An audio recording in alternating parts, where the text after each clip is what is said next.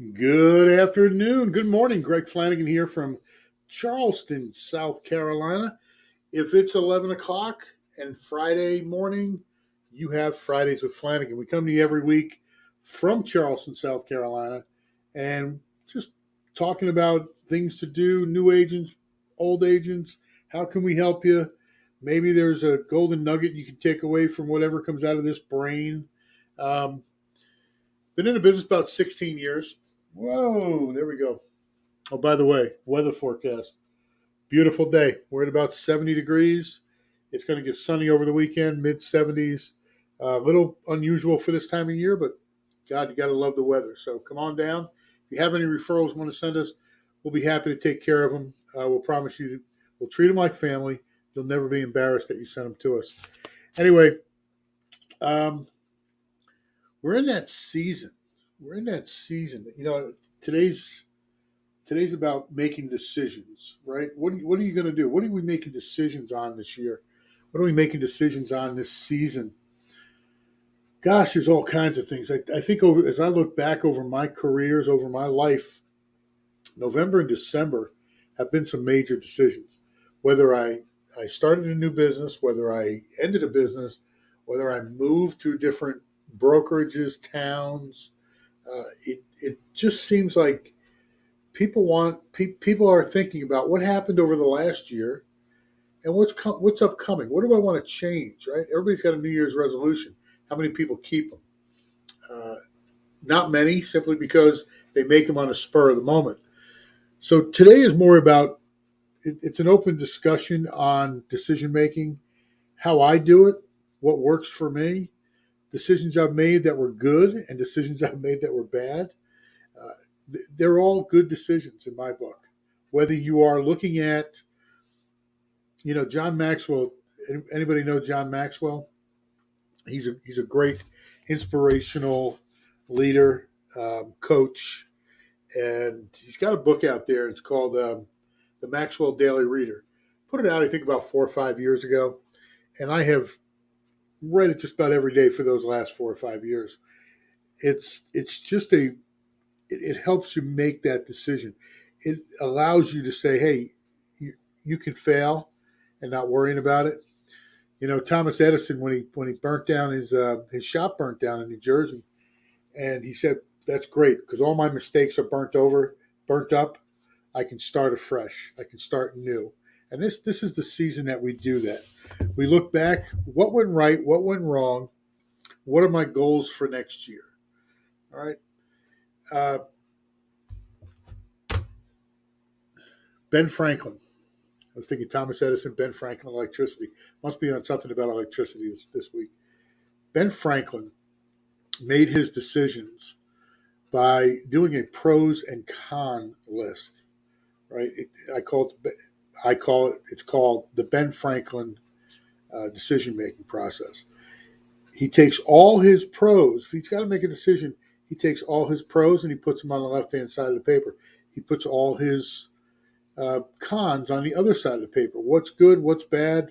What's going to help me make that decision? And at the end of the day, whichever column is longer, that's what he goes with. That's the decision. It doesn't matter what the columns say, and he doesn't weigh those. He just says, this doesn't work for me, but it will work over here. And as he goes down, if there were 20 items in the no column and 19 in the yes column, he's going with the no. That was the way he made a decision. And I think he made some pretty good decisions. He was Ben Franklin. Read up on Ben Franklin. Great guy. Um, I'm laughing because one of the things about he was Ben Franklin. When he was over in London, he he somebody complained that he was standing in front of his window naked, and I don't know if the guy was whatever. He took air baths. He didn't believe in the water bath. Believed in an air bath, so he'd air himself out every day. Anyway, not part of the process. So Ben Franklin had the Ben Franklin. Put all your stuff in, all your no's, all your yeses, whichever side it comes out to. Just go with that way. Easy way to make a decision. A lot of people don't want to make decisions, And now you get into the Steve Jobs, right? And some of these new entrepreneurs that are out there. Or Zuckerberg, right? Another guy, Zuckerberg. He gets up every morning, he wears a black shirt, black pants, and he's done. Doesn't have to make a decision on whether he wants to have a pink shirt on and yellow shirt. No, he just wears black. It makes the decision making process easier. We can't have it that easy. We don't have it that easy. Uh, Another great way to make a decision is simply by weighting, WEIGHTED, weighted values. So, especially in the home buying area, you got a homeowner that says, hey, you know what? I want a 5-bedroom home on a large lot, has to have a fenced yard, 2-car garage or 3-car garage, close to the schools, close to markets. You take all these things and you list them down, and you ask your buyer, hey, what is most important from 2 to 7? Don't give them a 1 or a 10, because if it's a 10, it's definite. If it's a 1, they definitely don't want it. It shouldn't be on the list. So say 2 to 7 or 2 to 8, and put a number with this. So if a 5-bedroom is something that you definitely need, that's going to be an 8. And if a 2-car garage is something you know what, if it comes out as a 1-car garage, then I'll give it a 2. And as you go through and they weight all these, everything that they want, everything that they need, put it all down there. And then look for the top 5 things that are 7s and 8s. And say, so what you're telling me is, if we can get these 5 items that are non-negotiable items, right? Because you marked them as the top items in your list, you'd be willing to settle for the rest? Yeah, I can do that. Walk them down that road to show them, here's what you really want. The rest of this is, I can live with it or live without it. And I give you that example because you can use the same thing in your life. You can use the same thing in your business. What is it that we need going into the new year, and how is it weighted in our decision making process? Actually, how is it? I was thinking there. Sorry, you see the smoke coming out of my ears. How is it weighted in our life? A clear way to do this. So we all take business planning. Hopefully, you've taken business planning in October, November, and you pretty much know where your business is going. Now, part of that business planning is identifying funds to fund your lead generation. Whether it's funds to buy new shoes, because all you're going to do is walk and knock doors and you're going to wear out your shoes, or funds, money to buy leads from ZRT, the big guys. Where's your money going? You've got to go back. You've got to look at your ROI from where your leads came from, where your sales came from last year, and place money towards those deals. Now, if you're looking at taking more listings, and you got that, we're going to take more listings. Here's my list. We're going to take more listings. That's going to be an 8. We're going to talk to more people over the phone. That's like a 5.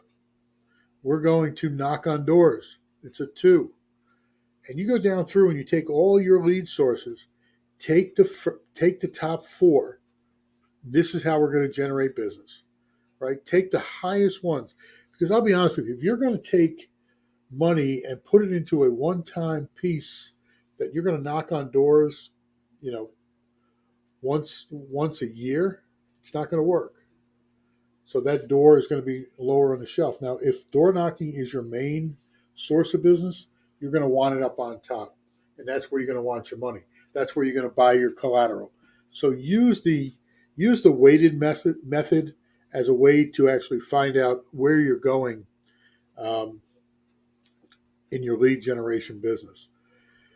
Anybody have any idea how much money you should be spending on your lead generation? Question one, two. Nobody's got an idea? About 12%. 12% of your GCI should be going to lead generation, minimum of 12%. So if you're doing, if your goal is, sorry about the beeping, they're starting a building back here. If your goal is to gross $930,000 next year, 93,000, close to $100,000, should be going towards lead generation. Wow, Greg, is that right? Yeah, that's about right. That's about right. 12% of your lead generation should be going. 12% of your gross commission should be going to lead generation. If you don't have it going to lead generation, don't do it. Figure out what you can afford for lead generation, divide it by 0.88, and that'll be your gross for that year. Everybody got that? That's decision making. What else are we making decisions for this year? Where are you going to hang your license next year? Is that a decision? Are you getting enough support in whatever you consider support at your brokerage? And sorry for my, I'm a little bit sick here, so I apologize for my energy level.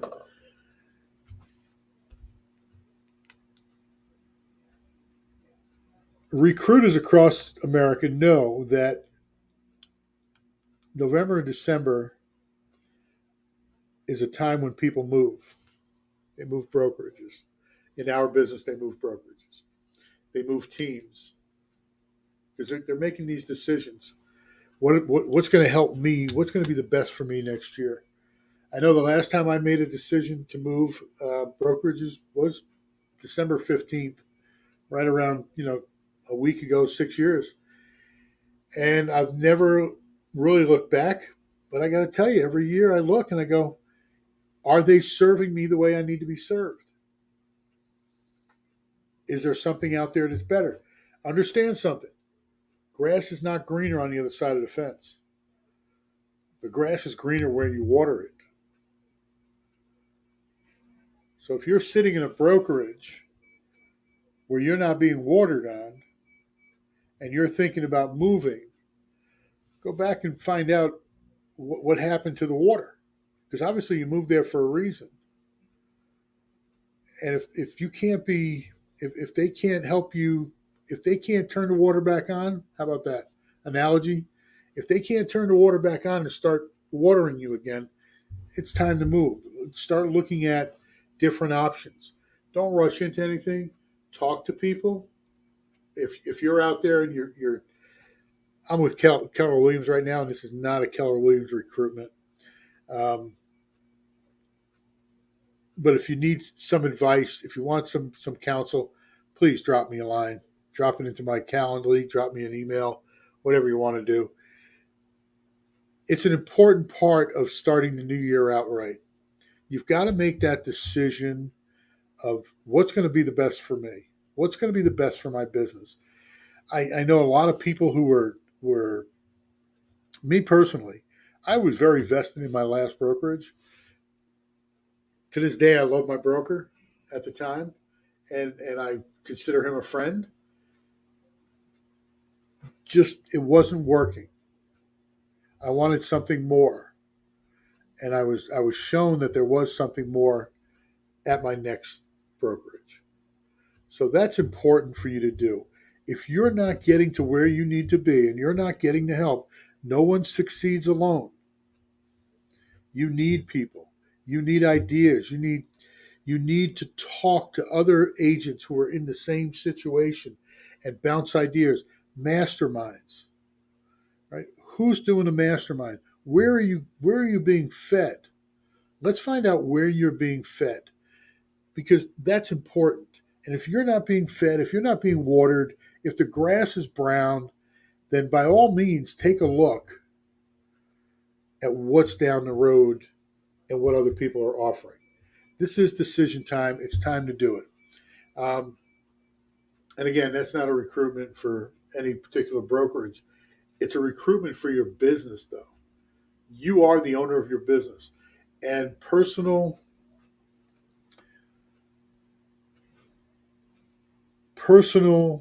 feelings need to be put off to the side because your business is a separate entity from you.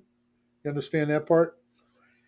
You've got to make the decision for your business, if not for you personally. Well, down the road, it's you personal, right? If you're not making money, if you're not learning how to make money, if you're just sitting in the same place and your lawn is getting browner and browner, start looking and make those decisions. Anybody got anything to add? Because I'll be honest with you, it's all about decisions this month. Um, you have the holidays coming up. Right now, we're between Thanksgiving and Christmas. It's getting a little long in the tooth. People are starting to slow down. I know last week we had a under contract, probably fell off about 30% from the week before. So people are starting to hunker down, and they're doing the same thing you're doing. They're making decisions. Am I going to move? Where am I going to go? What's real estate look like for me next year? And what are you doing? Hopefully you're still on the telephone. You haven't taken the time off yet to say, "Hey, I'm done with working today." Hopefully you're still calling. You still got your lead generation models systems up, and you're still getting leads. Leads have slowed down. I guarantee you that. It's a great time, though, to get into your database. What are you going to be asking your database? Anybody? What are you going to be asking your database? Yep, exactly. Hey, happy holidays. Merry Christmas. Happy Hanukkah. Happy Kwanzaa. What are your plans next year for real estate? Do you have any? What does it look like? Don't ask them, are you going to buy or sell next year? That's a closed ended question. Don't ask them that. That's a goofy question. What are your plans for real estate next year? Well, we're thinking maybe. Well, what does that look like? Maybe. What does maybe look like? Keep them talking, right? That's a script. Script, dirty word for most of you. Conversation, more like it. What's it look like? What does that look like if you did move? Is your house serving you any? Is your house serving you well right now? Well, it's a little small. What does it look like if you got a bigger house? How does that change your life? How does it change your kid's life? How does it change your marriage? So keep asking those questions. It's the best time of year to do it. I think I've said this before, but my December, January, February is stronger than my May, June, and July. Simply because I'm talking to my customers, people that know, like, and trust me, and have dealt with me for years. And this is the way you build your business. Any questions on that? Work your database. I was talking to one of my agents the other day, and I think I said to her, I've been doing this going 16 years come May. Right from the get-go, my first broker, thank God, her name was Nancy. And I said, what do I need to do? She says, you need to get a database. And at the time, Top Producer was a big database. And I got Top Producer, and I added everybody I knew on there. I started calling them. I used the telephone book every morning. I've told you that. You've got to work hard these first 5 years, especially if you got less than 5 years. You've got to work hard to build that database up, to build your confidence, personal confidence, but also to build the confidence up in your database for them to understand that you are a professional real estate agent. They might not need you for 3 or 4 years, but if you're constantly there on a monthly basis, talking to them, emailing them, making sense to them that you are a real estate agent, a professional real estate agent, they will call you at the end of the day. I have had people, last year I had somebody call me after 8 years. 8 years they followed me, never bought a house from me, and I wound up selling their house. Of course, they moved out of town, so I couldn't, but I did get a referral from the move out. You're going to need money today. You're also going to need money in 7 years. So do it well. Hey, Hey, I hope you all have a great holiday. We're going to be coming to you next week. I think it's the last broadcast. I think Christmas Eve, New Year's Eve. We're going to do a couple of pre-records. If there's anything you want to hear that I can espouse on, or find the resources for you, or interview somebody, do me a favor, drop it in the box, drop me an email, give me a call, and I'll be happy to look it up for you and get through it. I know we've had a lot of questions on for the local people on your MLS. If you're new to this, if you need that MLS link, drop me a line. We will send it to you.